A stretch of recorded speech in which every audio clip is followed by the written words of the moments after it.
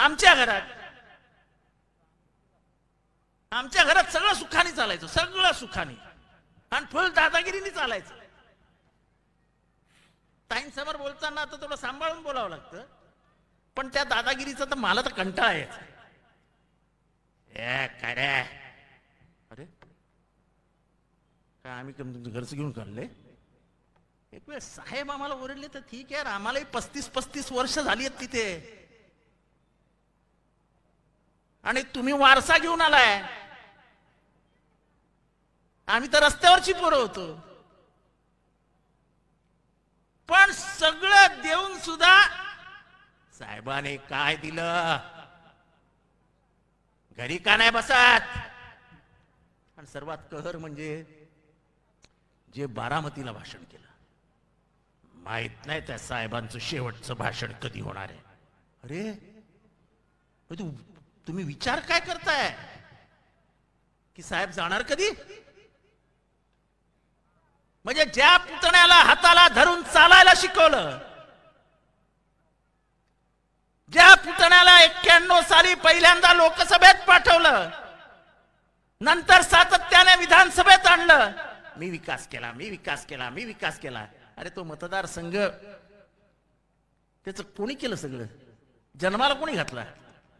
तो मतदारसंघ जन्माला घातला शरद पवार साहेबांनी. राखणदारी कोणी करू शकतो. उद्या मला दिलं असतं तर मी पण केली असते. अजित पवारांनी काय मोठी गोष्ट केली? दर भाषणात मी 6 वाजता उठतो, मी 6 वाजता उठतो, मी 6 वाजता उठतो. इथले माथाडी कामगार किती आहेत? किती वाजता उठतो? किती वाजता उठत? अरे इथला गिरणी कामगार, इथला माथाडी कामगार, इथला हमाल 4:30 वाजता पहिली गाडी येते. 4:30 वाजता तो विटी स्टेशन आणि बॉम्बे स्टेशन, सेंट्रल स्टेशनला 4 वाजता पोहोचतो आणि बॅग उचलायला सुरुवात करतो. पण तो नाही बाहेर येऊन सांगत मी 4 वाजता उठतो, मी 4 वाजता उठतो, मी 4 वाजता उठतो. साहेब स्वतः सकाळी 7 वाजता उठतात, 7:00ला लोकांना भेटायला सुरुवात करतात. आजपर्यंत त्यांच्या 60 वर्षाच्या आयुष्यात साहेबांनी कधी सांगितलं मी 6 वाजता उठतो? अरे ते आपलं कर्तव्य आहे, ते आपलं काम आहे. आणि तुम्ही करणार काय?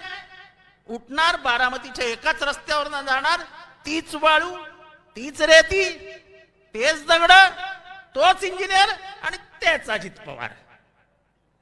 बाबा नवीन धरणावर गेलेत कुठेतरी बघायला, काहीतरी वेगळं केलंय तर बोला ना. आणि जर तुमची एवढी पॉप्युलॅरिटी आहे तर काल एका बिचाऱ्याने पोस्ट टाकली, एका ड्रायव्हर का वॉचमन आहे, त्यांनी ताईंचं स्टेटस ठेवलं तर त्याची बदली सुरक्षा म्हणून कुठेतरी लांब करून टाकली. एवढे पॉप्युलर आहात ना तुम्ही, जनमानसामध्ये एवढी पकड आहे ना तुमची, एवढे का हातबल झालात? एवढे का फोन करताय? मी आजपर्यंत कधी ऐकलं नव्हतं बारामतीमध्ये मटणाच्या पार्ट्या होतात. आजपर्यंत बारामतीमध्ये मटणाच्या पार्ट्या झालेल्या कोणालाही माहिती नाहीत. तुम्हाला जर चांगलं मटण खावंसं वाटत असेल, भाकऱ्या, मटण, कांदा बिंदा एकदम फर्स्ट क्लास, तर दर रविवारी बारामतीत जा. 500-600 किलो मटणाचे टोप बनलेले असतात. बिंदास जेवा. Thanks to Ajit Pawar. बोलण्यासारखं खूप आहेत, दिवस बाकी आहेत. कोणाची कुठे ऑफिसेस आहेत, ती ऑफिसेस कशी घेतली आहेत, सिडकोची लीज कोणी तोडली आहे, सगळं बोलायचं आहे. ते तुम्हाला माहित नाही. त्यांना विचारलं एकदा कार्यक्रमामध्ये की हा तिळगुळ कोणाला द्यायचा आहे, तो म्हणाले ठाण्याला पाठवा. बरोबर आहे, मी कटू बोलतो, कडू बोलतो, पण सत्य बोलतो. माझा एकाही याच्यावरती तुम्ही खोडू शकलेलं नाही,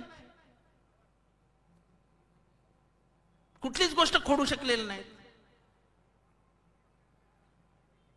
तुमच्यावरती डिस्क्लेमर लागला, तुमच्यावरती सर्वोच्च न्यायालयाने ताशेरे झाडले, तुम्ही डिस्क्लेमर लावा म्हणून, तुम्ही आजही लावत नाही. ह्याच्या विरुद्ध आम्ही बोलणार ना. पण आम्हाला एवढंच सांगायचं आहे पुरंदर आणि इथे जमलेल्या सगळ्यांना की ही निवडणूक साहेबांच्या इब्रतीची आणि इज्जतीची निवडणूक आहे. ही निवडणूक आमची नाही आहे.